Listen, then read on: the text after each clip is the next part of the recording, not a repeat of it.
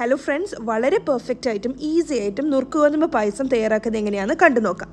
1 cup നുറുക്ക് ഗോതമ്പ് നന്നായിട്ട് കഴുകിയതിന് ശേഷം 1 മണിക്കൂർ വെള്ളത്തിൽ കുതിർക്കാനാക്കി വെക്കണം. 1 മണിക്കൂർ കുതിർത്തതിന് ശേഷം ആ വെള്ളമെല്ലാം കളഞ്ഞ് കുക്കറിലോട്ട് ഇതുപോലെ ഇതിനെ ഇട്ട് കൊടുക്കണം. ഇതിൻ്റെ കൂടെ 2.25 കപ്പ് വെള്ളം കൂടെ ഒഴിച്ചു കൊടുക്കണം.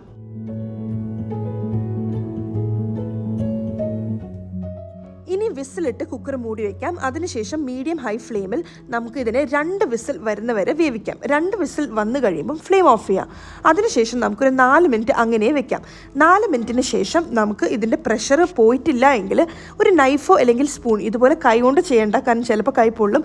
അതുകൊണ്ടൊരു സ്പൂണോ നൈഫോ വെച്ചിട്ട് ഇതിൻ്റെ പ്രഷർ നമുക്കായിട്ട് തന്നെ ഒന്ന് റിലീസ് ചെയ്ത് കൊടുക്കാം.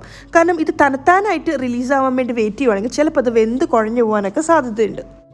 അപ്പോൾ ഇതുപോലെ ചെയ്യുവാണെങ്കിൽ ഈ കാണുന്ന പോലെ വളരെ പെർഫെക്റ്റ് ആയിട്ട് ഇത് വെന്ത് കിട്ടിയിട്ടുണ്ടാവും. അപ്പോൾ എങ്ങനെയാണ് ഈ നുറുക്ക് ഗോതമ്പ് പെർഫെക്റ്റ് ആണോ എന്ന് അറിയുന്നത്? അത് കുറച്ചെടുത്ത് നമ്മൾ കഴിച്ചു നോക്കുമ്പോൾ അത് വെന്തിട്ടും ഉണ്ടാവണം, എന്നാൽ കടിക്കുമ്പോൾ ഒരു ചെറിയൊരു ബൈറ്റ് കിട്ടണം, ഒരു കടിക്കുന്ന പോലെ നമുക്ക് ഫീൽ ചെയ്യണം. മനസ്സിലായോ?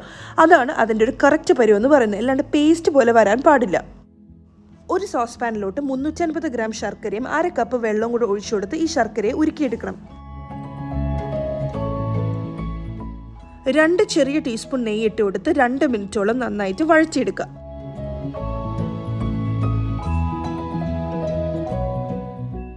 ഉരുക്കിയെടുത്തിട്ടുള്ള ശർക്കര നമുക്കിതിലോട്ട് ഒഴിച്ചു കൊടുക്കാം. നമുക്കിതിൽ കൂടെ ഒന്ന് അരിച്ച് വേണം ഒഴിക്കാനായിട്ട്. അപ്പോൾ പിന്നെ ശർക്കരയിൽ എന്തെങ്കിലും മണ്ണോ പൊടിയോ ഉണ്ടെങ്കിൽ അതെല്ലാം പോയി കിട്ടും. ഇന്ന് ഞാൻ 350 ഗ്രാം ശർക്കരയാണ് ഉപയോഗിക്കുന്നത്. പക്ഷെ നിങ്ങൾക്ക് ഇത്രയും മധുരം വേണ്ടെങ്കിൽ കുറച്ചും കൂടെ കുറവ് വേണമെങ്കിൽ ചേർത്ത് കൊടുത്താലും മതി. എന്തായാലും 350 ഗ്രാം ശർക്കര തന്നെ ഉരുക്കി വെക്കുക. എന്നിട്ട് നിങ്ങൾക്ക് മധുരം കൂടുതൽ തോന്നുവാണെങ്കിൽ അത്രയും ചേർക്കണ്ട, അത് ഓരോരുത്തരുടെ ഇഷ്ടമനുസരിച്ച് ചേർത്ത് കൊടുത്താലും മതി. ഇത് വളരെ ഇമ്പോർട്ടൻ്റ് ആയിട്ടുള്ള ഒരു സ്റ്റെപ്പാണ്. ഒരു മീഡിയം ടു മീഡിയം ലോ ഫ്ലെയിമിലിട്ടിട്ട് ഇതിനെ നന്നായിട്ട് വഴറ്റിയെടുക്കണം. കൃത്യം 12 മിനിറ്റ് ചെയ്യണം. 12 മിനിറ്റിൽ കുറവ് ഒരിക്കലും ചെയ്യരുത്. കാരണം 4-5 മിനിറ്റ് മാത്രം ചെയ്യുവാണെങ്കിൽ, അതിനുശേഷം ബാക്കിയുള്ള സ്റ്റെപ്പ് ചെയ്യുവാണെങ്കിൽ നമ്മൾ വിചാരിക്കുന്ന ഒരു ടേസ്റ്റ് ഒന്നും ഈ പായസത്തിന് കിട്ടില്ല. ഈ 12 മിനിറ്റ് കൈ എടുക്കാണ്ട് അടിയിലൊന്നും പിടിപ്പിക്കാണ്ട് നന്നായിട്ട് വഴറ്റിയെടുക്കണം.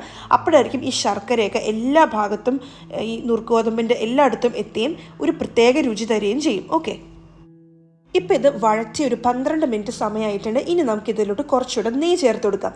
ഞാനിവിടെ 2 ചെറിയ ടീസ്പൂൺ നെയ്യാണ് ചേർക്കുന്നത്. ഇതിൽ കൂടുതൽ നെയ്യ് ചേർക്കാൻ താല്പര്യമുള്ളവർ അതനുസരിച്ച് ചേർത്ത് കൊടുക്കാം. നെയ്യിട്ടതിൻ്റെ പുറകെ ഒരു ചെറിയ ടീസ്പൂൺ ഏലക്ക പൊടിച്ചത് ചേർത്ത് കൊടുക്കാം. ഇതിൻ്റെ കൂടെ ചുക്കുപൊടി ഉണ്ടെങ്കിൽ അത് ഒരു നുള്ളു ചേർക്കുന്നത് നല്ലതായിരിക്കും. അത് ഓപ്ഷണലാണ്, വേണമെന്ന് ഒരു നിർബന്ധമില്ല. ഞാൻ ഇന്ന് ചേർക്കുന്നില്ല.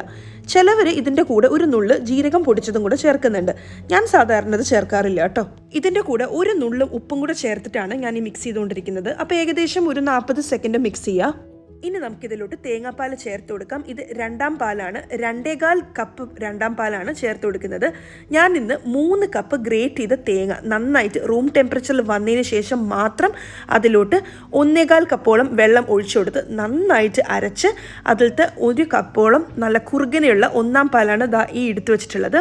പിന്നെ ഞാൻ ഇതിലോട്ട് 2ാം പാലിന് വേണ്ടിയിട്ട് വീണ്ടും അതിലോട്ട് ഏകദേശം ഒരു 2.5 കപ്പോളം വെള്ളം ഒഴിച്ചു കൊടുത്ത് നന്നായിട്ട് അരച്ച് പിഴിഞ്ഞെടുത്തിട്ടുള്ളതാണ് ഈ 2ാം പാൽ. ഈ 2ാം പാലാണ് ഞാൻ നേരത്തെ ഒഴിച്ചിട്ടുള്ളത്. അപ്പോൾ നമ്മൾ നേരത്തെ ചേർത്തിട്ടുണ്ടായിരുന്ന 2ാം പാലാണ് ഈ കാണുന്നത്. ഇത് ഇങ്ങനെ ഇളക്കിക്കൊണ്ടിരിക്കുകയാണ്. അപ്പോൾ ഒരു കാര്യം കൂടി ഞാൻ പ്രത്യേകം ശ്രദ്ധിക്കാൻ വേണ്ടി പറയുകയാണ്. തേങ്ങ എപ്പോഴും പാല് പിഴിയുമ്പോൾ ഒരിക്കലും ഫ്രിഡ്ജിൽ നിന്ന് എടുത്ത് ഉടനെ തന്നെ ചെയ്യരുത്. അങ്ങനെ ചെയ്യുവാണെങ്കിൽ അതിലത്തെ പാല് ശരിക്കും നമുക്ക് കിട്ടില്ല. അപ്പോൾ റൂം ടെമ്പറേച്ചറിലായതിനു ശേഷം മാത്രം തേങ്ങാപ്പാൽ അടിച്ച് പിഴിയാനായിട്ട് ഉപയോഗിക്കുക.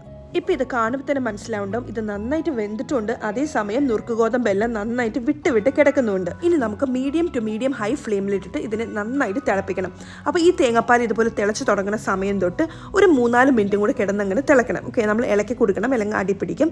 അപ്പോൾ അതുപോലെ ചെയ്യാം. ഇൻ കേസ് ഇപ്പോൾ നിങ്ങൾക്ക് തോന്നുവാണ് ഇതിൽ കൂടുതൽ വെള്ളമയം ഉണ്ടെന്ന് തോന്നുവാണെങ്കിൽ നിങ്ങൾക്ക് ഇഷ്ടമുള്ള ആ ഒരു പാകം വരുന്നവരെ നമുക്ക് തിളപ്പിച്ച് അതിനെ വറ്റിച്ചെടുക്കാം. പിന്നെ ഒരു കാര്യമുണ്ട്, ഒരുപാട് അങ്ങോട്ട് കുറുക്കി എടുക്കേണ്ട കാര്യമില്ല. കാരണം ഈ നുറുക്ക് ഗോതമ്പ് പായസം ഇരിക്കും തോറും ഇത് കുറുകി വരും. അതുകൊണ്ട് കുറച്ച് ലൂസായിട്ട് ഇരിക്കുന്നത് തന്നെയാണ് എപ്പോഴും നല്ലത്.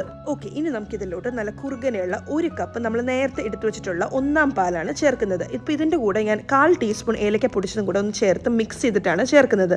അപ്പോൾ നമ്മുടെ പായസത്തിൻ്റെ ഒരു പ്രത്യേക സ്മെല്ലായിരിക്കും. അപ്പോൾ അത് നമുക്കിതിലോട്ട് ചേർത്ത് കൊടുക്കാം. ഈ 1ാം പാല് ചേർക്കുമ്പോൾ ഇതിനെ തിളയ്ക്കാൻ അനുവദിക്കരുത്. അതുകൊണ്ട് തന്നെ ഏറ്റവും ലോ ഫ്ലെയിമിൽ വെച്ചിട്ട് 1 മിനിറ്റോളം, ഏകദേശം 1 മിനിറ്റോളം ഏറ്റവും ലോ ഫ്ലെയിമിൽ ഇട്ടിട്ട് ഇതിനെ ഒന്ന് ചൂടാക്കിയെടുത്താൽ മാത്രം മതി. ഇത് തിളയ്ക്കരുത്. അപ്പോൾ ഏകദേശം 1 മിനിറ്റ് ആയപ്പോഴേക്കും ഫ്ലെയിം ഓഫ് ചെയ്തു. നമ്മുടെ നുറുക്ക് ഗോതമ്പ് പായസം ഓൾമോസ്റ്റ് റെഡി ആയിട്ടുണ്ട്. ഇതിൻ്റെ പരുവം കണ്ടില്ല, ഇങ്ങനെ ഇരിക്കണം നമ്മൾ പായസം ചെയ്തെടുക്കുമ്പോൾ കിട്ടാനായിട്ട്.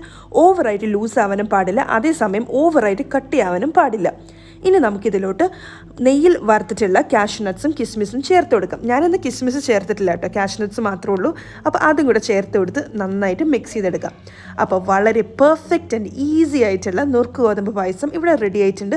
എല്ലാവരും പെട്ടെന്ന് തന്നെ ട്രൈ ചെയ്ത് നോക്കിയിട്ട് നിങ്ങളുടെ അഭിപ്രായം പറയാൻ മറക്കരുത്. ഞാൻ പറഞ്ഞിട്ടുള്ള മെഷർമെൻറ്റ്സ് തന്നെ ഫോളോ ചെയ്തിട്ട് ട്രൈ ചെയ്ത് നോക്കുക, എന്തായാലും നിങ്ങൾക്ക് ഇഷ്ടപ്പെടും. അപ്പോൾ എൻ്റെ റെസിപ്പീസ് നിങ്ങൾക്ക് ഇഷ്ടപ്പെടുന്നുണ്ടെങ്കിൽ ഇതുവരെ സബ്സ്ക്രൈബ് ചെയ്യാണ്ടാണ് എൻ്റെ വീഡിയോസ് കാണണമെങ്കിൽ താഴെയുള്ള red colour subscribe button click ചെയ്യാൻ മറക്കരുത്.